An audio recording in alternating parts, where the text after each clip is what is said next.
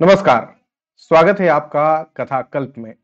रामधारी सिंह दिनकर कृत रश्मि रथी के षष्ठ सर्ग भाग 2 में पुनः आपका स्वागत है।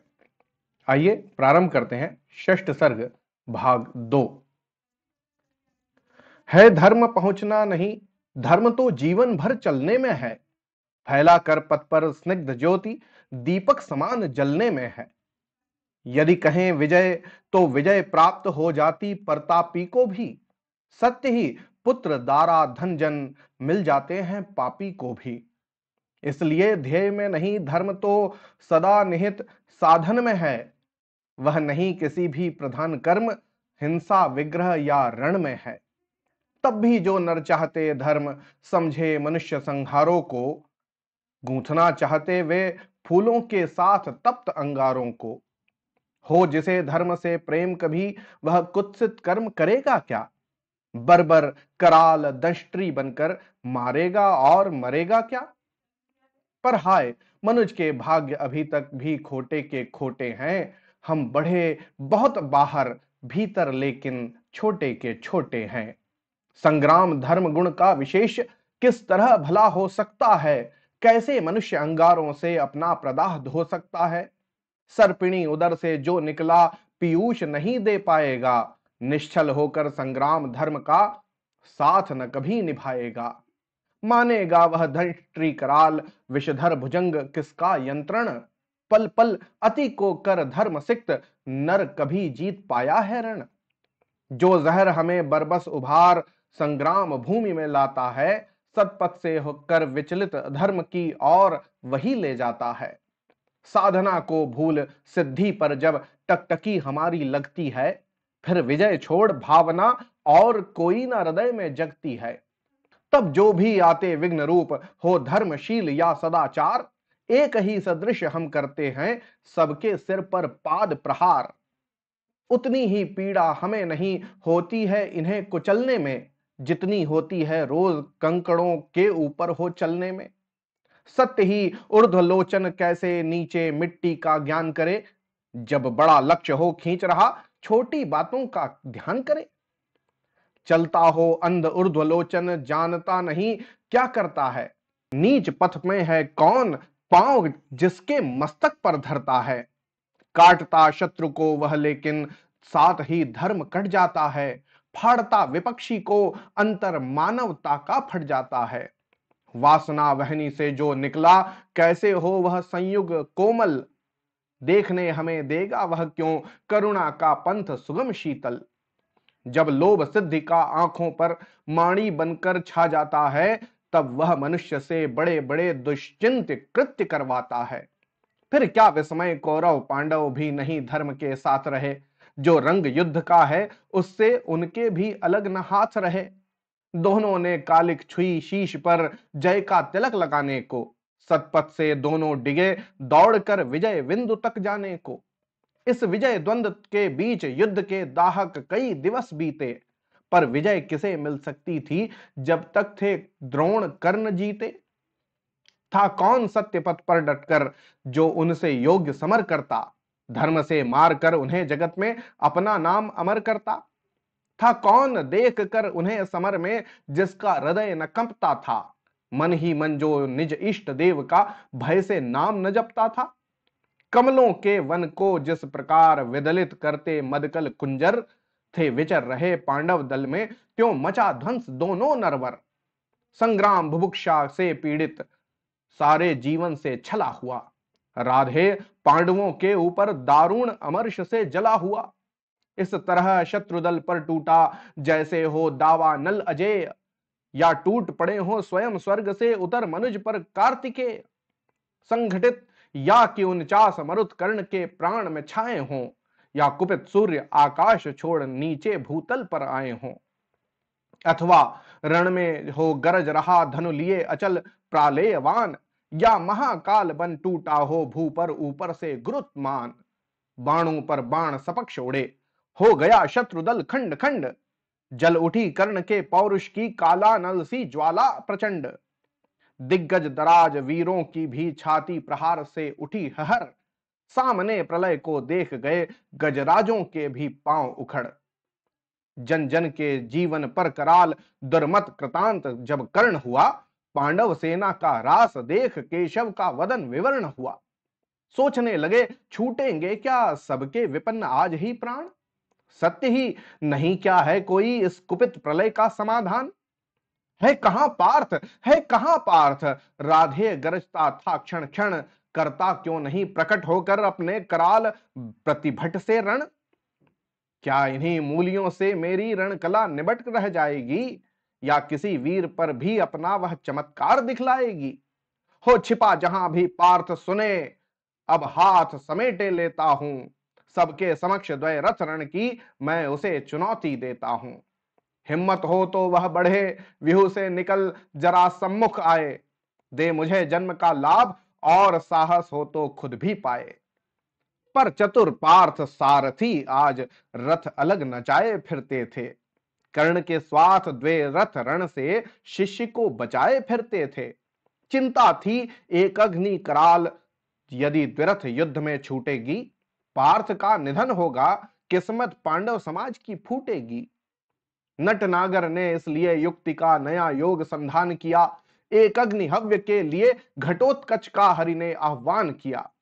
बोले, बेटा क्या देख रहा, हाथ से विजय जाने पर है।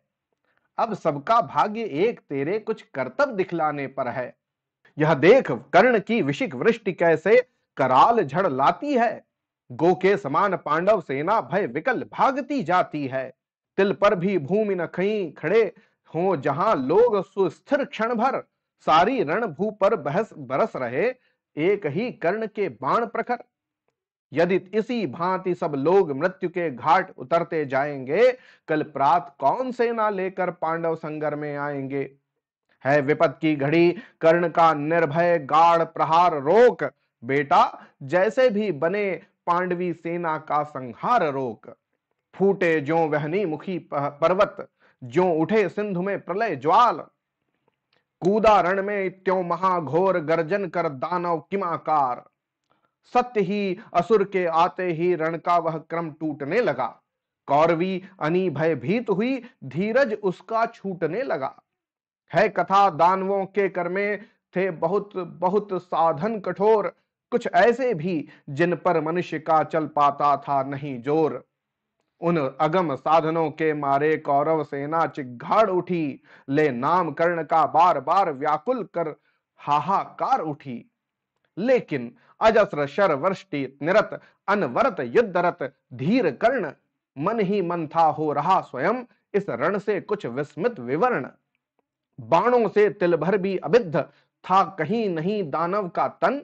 पर हुआ जा रहा था वह पशु पल पल कुछ और अधिक भीषण। जब किसी तरह भी नहीं रुद्ध हो सकी महादानव की गति। सारी सेना को विकल देख बोला कर्ण से स्वयं कुरुपति। क्या देख रहे हो सखे दस्यु ऐसे, क्या कभी मरेगा यह। दो घड़ी और जो देर हुई सबका संहार करेगा यह। हे वीर विलपते हुए सैन्य का अचिर किसी विधि त्राण करो। अब नहीं अन्य गति, आंख मूंद एक अग्नि का संधान करो। अरि का मस्तक है दूर, अभी अपनों के शीश बचाओ तो। जो मरण पाश है पड़ा, प्रथम उसमें से हमें छुड़ाओ तो। सुन सहम उठा राधे मित्र की ओर, फेर निज चकित नयन। झुक गया विवशता में कुरुपति का अपराधी कातर आनन। मन ही मन बोला कर्ण, पार्थ तू वै का बड़ा बली निकला।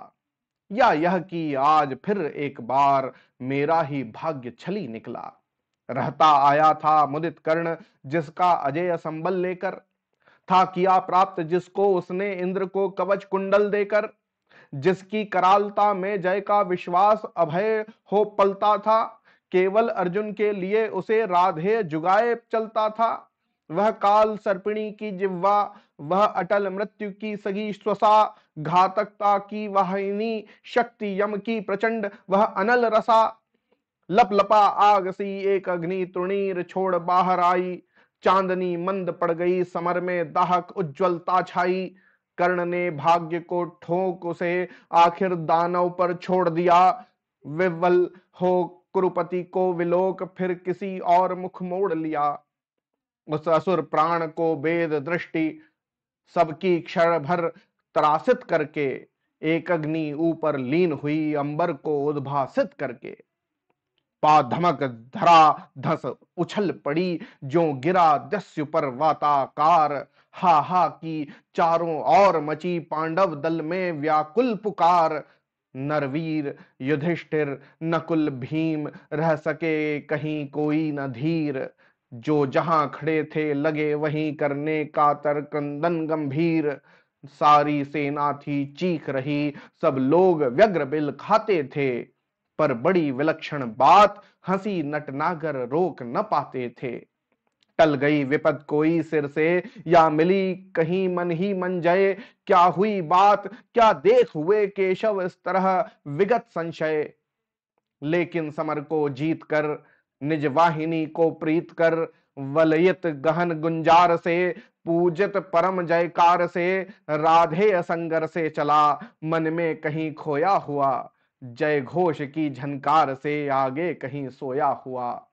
हारी हुई पांडव चमू में हंस रहे भगवान थे। पर जीत कर भी कर्ण के हारे हुए से प्राण थे। क्या सत्य ही जय के लिए केवल नहीं बल चाहिए।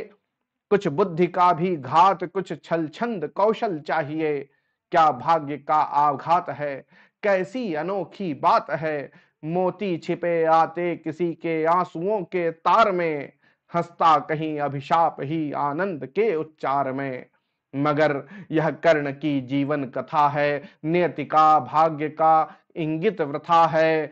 मुसीबत को नहीं जो झेल सकता निराशा से नहीं जो खेल सकता। पुरुष क्या श्रृंखला को तोड़ करके चले आगे नहीं जो जोर करके चले आगे नहीं जो जोर करके। इसी के साथ षष्ठ सर्ग पूर्ण हुआ। अंतिम सप्तम सर्ग अब इसका बचा है। अगले एपिसोड में आपको सप्तम सर्ग का भाग 1 और भाग 2 करीबन 2 भागों में मैं आपको सप्तम सर्ग आप तक पहुंचाऊंगा। तो ये आपको कैसा लग रहा है मुझे जरूर बताइएगा। साथ ही मैं प्रयासरत हूं कि और भी कुछ इसी प्रकार के खंड काव्य आदि आपके सामने प्रस्तुत करूं। अगर आप कोई खंड काव्य या कोई काव्य मुझसे सुनना चाहते हैं तो जरूर मुझे सजेस्ट करिएगा। आपके कमेंट का मैं इंतजार करूंगा। होती है अगले एपिसोड में फिर आपसे मुलाकात। तब तक के लिए बहुत बहुत धन्यवाद और जय हिंद।